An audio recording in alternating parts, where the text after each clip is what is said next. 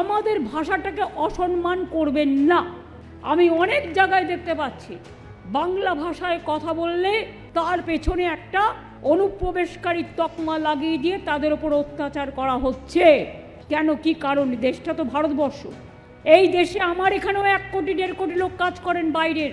বিহার বলুন, উড়িষ্যা বলুন, মধ্যপ্রদেশ বলুন, রাজস্থান বলুন, গুজরাট বলুন, তামিলনাড়ু বলুন, কই তাদের তো আমরা ভাই বোনের মতো সম্মান করি। তাহলে আমাদের লোকেরা কি অপরাধ করলো যে আজকে তাদের ওপরে সন্ত্রাস চালাতে হবে, বুলডোজার চালাতে হবে, আমাদের অস্মিতাকে অসম্মান করতে হবে?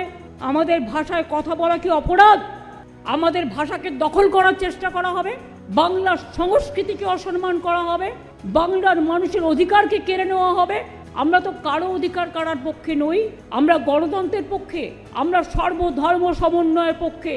আর যারা অত্যাচার করছেন একটা পার্টিকুলার বিধর্মী কিছু লোকজন, বাংলা বিদ্বেষী, তাদের আমি বলি শুনে রাখুন, বাংলা ভাষা আপনাদের দয়া আসেনি।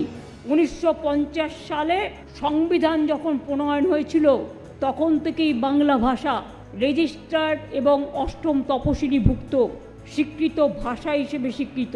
কারো দয়া আসেনি।